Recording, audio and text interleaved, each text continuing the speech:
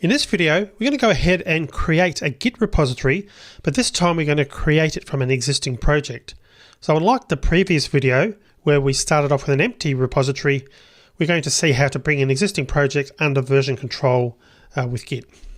Now we do need a project with some source code to demonstrate, and what I'm going to do is give you a download link, and that's available in the resources section of this video, to some source code from my Java course. We're going to use that as a demonstration of how to add to a repository. So the link, you want to copy that link and just paste it into your browser. There's the link there.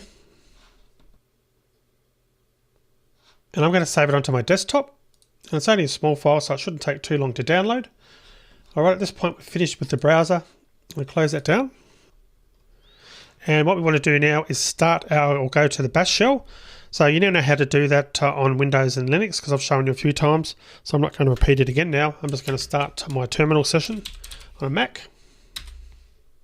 Now I'm currently in the home folder, and I'm going to do a cd space git.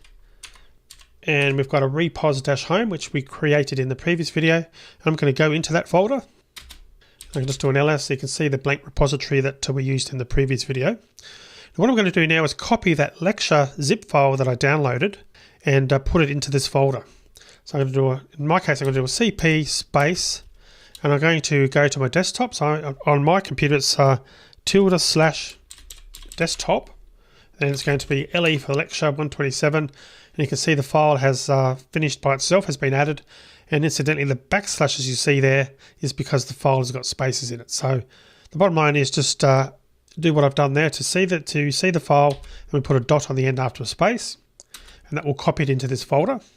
And if you're having some sort of difficulty from the command line, you can use a GUI tool like Windows Explorer just to copy it into the git-repos-home folder.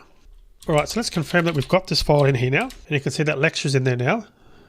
And what I'm going to do is unzip it. So I'm going to type in unzip, and let's type LEC and press tab, and the rest of the file was found automatically or added automatically by our shell. You press enter, and you can see that we've got a whole series of files that have been unzipped automatically for us.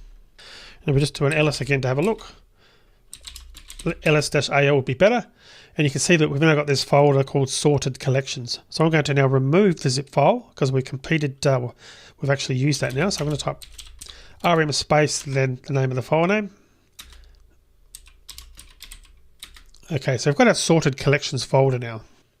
So what I'm going to do is clear the screen, and I'm going to rename this folder. So I'm going to just do a mv space sorted collections. And we're going to call this converted, just to be consistent here, converted git repo. And have a look at the folder. We've now got a folder there called converted git repo, and we can go into that folder. So cd space, I can type conv and press tab. It gives me a shortcut to see it. And if I do an ls space -l, you can see that we've got various folders there. We've got the sorted collections, which is an IntelliJ project file, and I can go into the source folder and have a look. And you can see that in this case, I just wanted to show you that there are some files in here. Timber Chowker, and I'm just navigating through, and we've got 5 Java files you can see in there. All right, so I'll just go back to the folder again. I'm just going to go back up a few levels. And we're now in that folder again. We're in our converted git repo, which is the main folder, which contains the project. So all we need to do now is make sure that we're in that current folder, the main project folder that contains all the projects that we want to add to the Git repository. Then we just type in git space init. And so it's actually gone ahead now and created an empty Git repository. All right, so at this point we've created the repository, and there's still some more work to do in order to get this fully into Git, but we'll be looking at that in a future video. So let's now move on to the next video.